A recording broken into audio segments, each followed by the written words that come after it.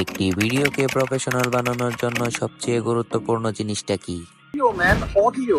Audio. Audio. Audio. Audio. Audio. Audio. Audio. Audio. Audio. Audio. Audio. Audio. Audio. Audio. Audio. Audio. Audio.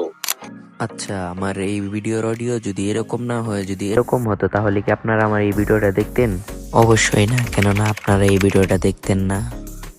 আমি আজকের এই ভিডিওতে দেখাবো professional ভাবে কিভাবে অডিও রেকর্ড করতে হয়। আজকের এই ভিডিওতে আমরা দুইটা স্টেপ দেখিয়ে দেবো। আপনারা যদি এই দুইটা স্টেপ মানিয়ে চলতে পারেন তাহলে আপনাদের মোবাইল দিয়ে ভালো অডিও রেকর্ড করতে পারবেন। ফার্স্ট রেফে আমরা নয়েজ ফ্রি অডিও রেকর্ড করব, আর সেকেন্ড রেফে আমরা এটা সুন্দরভাবে এডিট করব। Okay, first rep noise free audio record.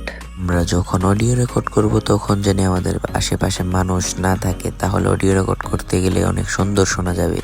আর অনেক জিনিস আছে যেমন গাড়ি, ফ্যান, আরো মানুষের চিল্লাচিল্লি, এর সব থেকে দূরে থাকতে হবে, তাহলে সেন ভয়েসটা আরো সুন্দর শোনা যাবে। আমাদের ভয়েসে যত আউট নয়েজ কম হবে তত ভয়েস ভালো হবে। আপনারা কিন্তু ব্যাকগ্রাউন্ড নয়েজ সরানোর জন্য সকাল সকাল বা মধ্যরাতে ভয়েস দেওয়ার চেষ্টা করবেন। আচ্ছা, আমি একটি ভয়েস রেকর্ড করে শুনিয়ে দেখাচ্ছি আপনাদের। একটি ভয়েসকে প্রফেশনাল বানানোর জন্য ভালো মাইক্রোফোন বা স্টুডিওর দরকার নেই।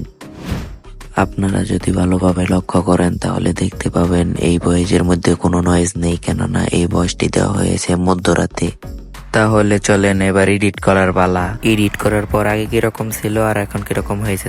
একটি ভয়েসকে প্রফেশনাল বানানোর জন্য ভালো মাইক্রোফোন বা স্টুডিওর দরকার নেই। একটি ভয়েসকে প্রফেশনাল বানানোর জন্য ভালো মাইক্রোফোন বা স্টুডিওর দরকার নেই। দেখতেই তো পারলেন আগের তুলনায় এখন ভয়েসটা আরো কত সুন্দর হয়েছে। মানুষ আপনার ততক্ষণে ভিডিওটা দেখবে যতক্ষণ আপনার ভিডিওর ভয়েসটা ভালো হবে। আমি এর পরের ভিডিওতে দেখিয়ে দিব আমি এই ভয়েসটা কিরকম করে এডিট করেছিলাম।